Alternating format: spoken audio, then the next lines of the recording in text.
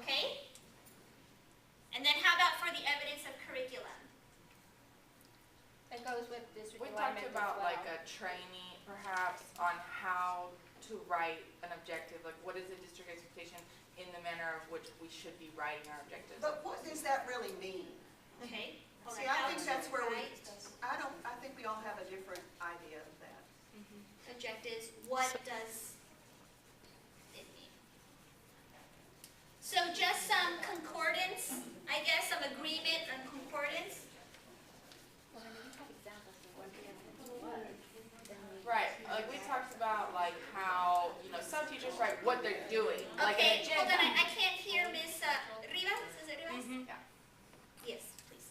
We talked about how like some teachers will write what they're doing for the day, like an agenda, which is not writing an objective. Good It's not point. the purpose Okay. of what they're learning. Good, so what is an objective, basically, right? What is an objective, and making sure everyone is on the same, like, level of understanding? Okay, so level of understanding. And by evidence of curriculum, do we mean evidence of objectives? Because it's not really the exact same thing.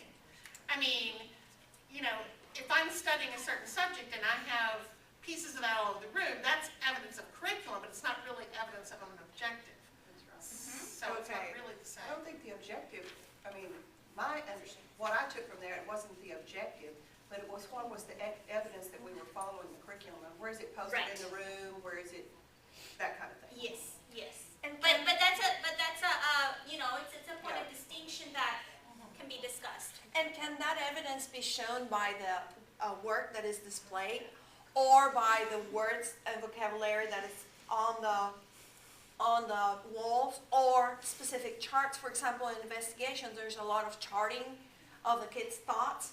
Okay. So maybe that, I don't know. What do you mean by evidence? Right, so I'm going to put that here as how do you show evidence, okay? Okay, good, very, very good.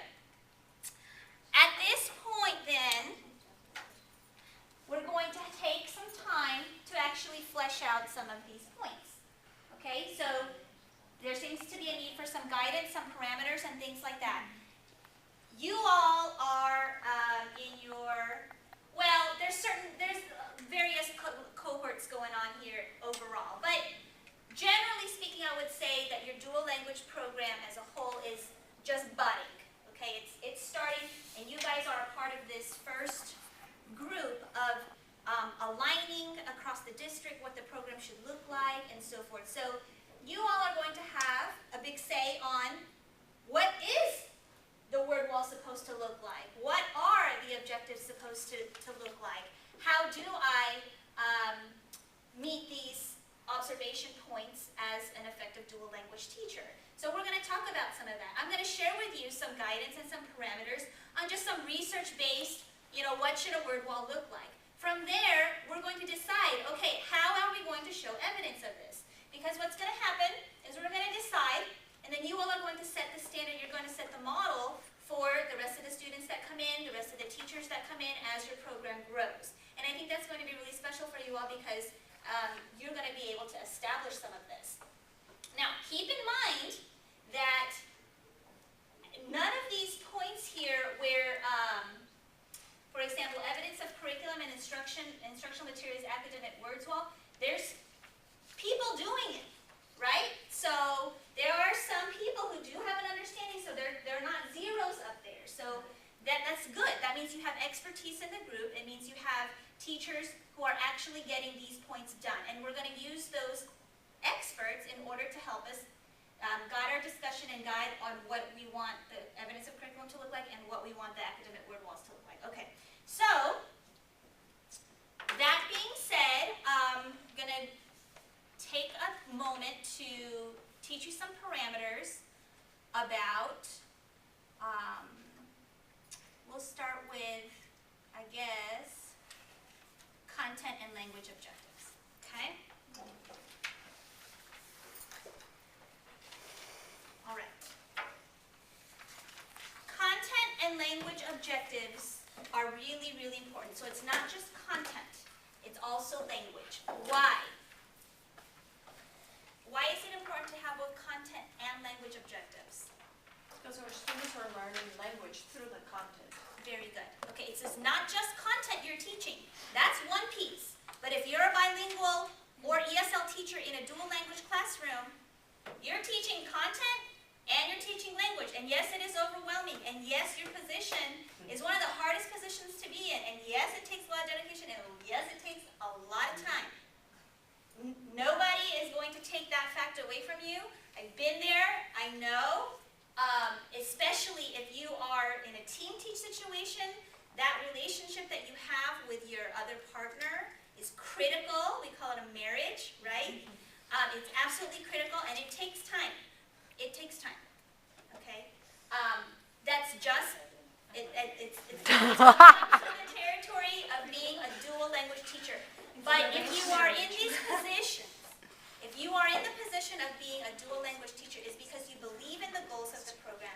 You believe strongly and have a passion for these students to learn both content and language so that they can become biliterate, bicultural students, as well, biliterate, bilingual, and bicultural students, as well as excel. Okay, so we have a certain pride in this program. We have a certain pride in the students who are in this program, and a certain pride for the teachers who are in this program. So we know that it's not just content objective like all the other classrooms. It's content and language. Content and language objectives should be displayed in your room, reviewed with the students, and examined with the students. Okay, and we're going to talk about what that looks like. The students with a content objective need to know what they're going to do in that lesson. What is the goal of the lesson?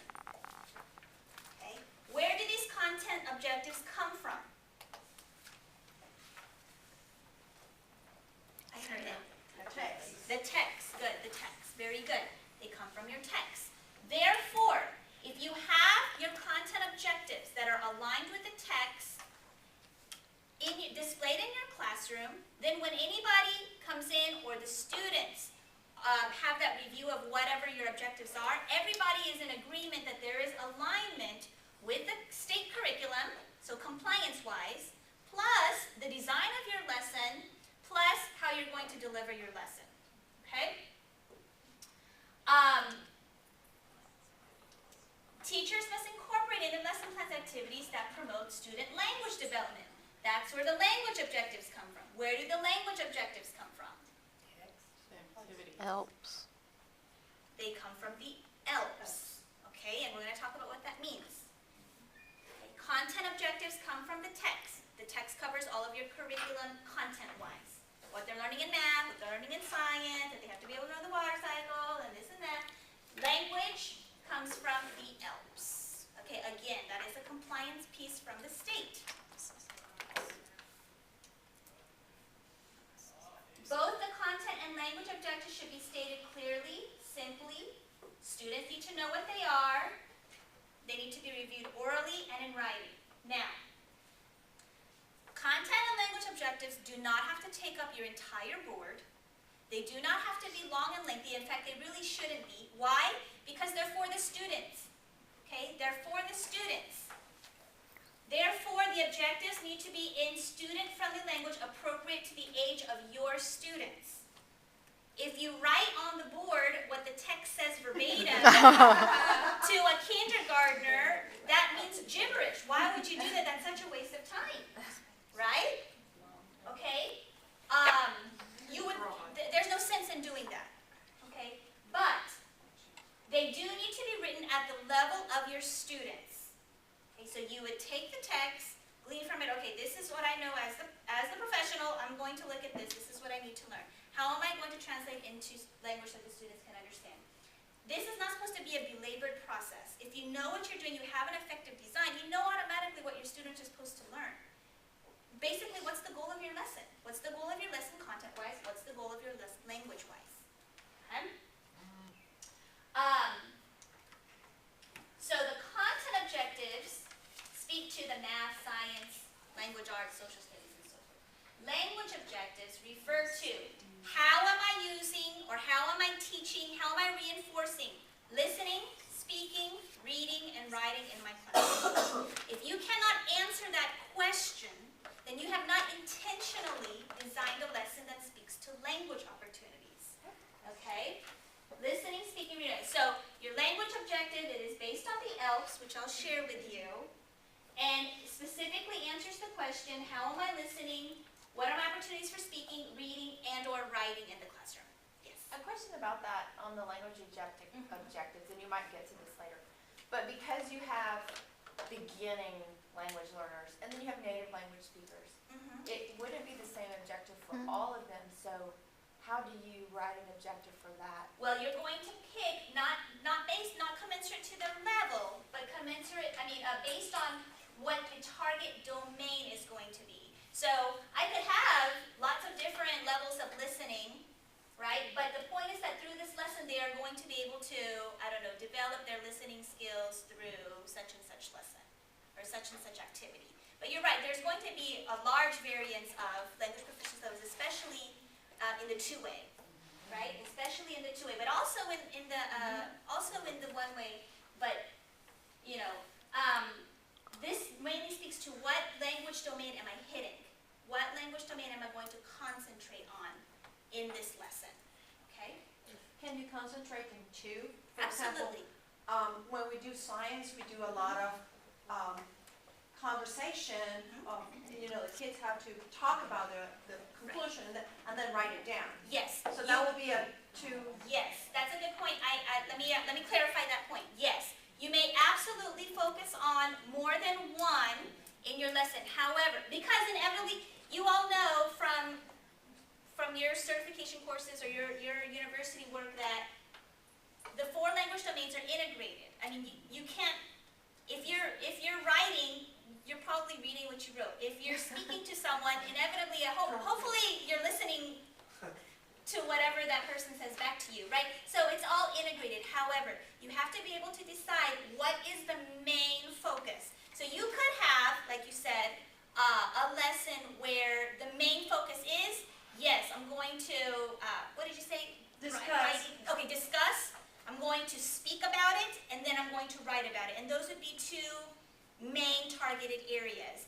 But inevitably, in all of these language objectives, you're going to have a lot of overlap. You just have to discuss what are you truly focusing on. If they are writing in their journals, yeah, they're going to end up reading it, but what is the main focus? They're writing, okay? So that's what you have to decide on. And also, I would really recommend just focusing on maybe just 1 or 2, because if not, the focal point gets a little hazy, and it gets really overwhelming and difficult to do all of those 4 domains really well in just 1 lesson.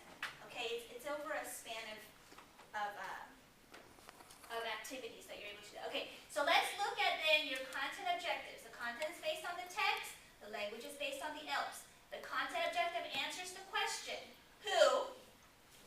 Okay, so who is going to do it? What are you going to do? What are they going to learn? And then how? What is the process? And I'm going to give you some examples of that. Language objectives. Describe the way the students will be learning the language skills, which are what? Specifically, what are the 4 language? Reading, writing, listening, and speaking. Okay, so always conscious of when you're designing your lesson. How am I teaching reading? How am I teaching writing? How am I teaching speaking? And or how am I teaching listening? Again, they answer the same questions. Who, do what, with what, and how. So here are some sample objectives. Okay, here's a content objective. This is a 5th grade one. Students will be able to add fractions with common denominators using a fraction bar. Okay, so who? Students. What are they doing? Adding fractions with common denominators. Okay, and what's the process? They're going to Using the fraction bar. Using a fraction bar. Very good.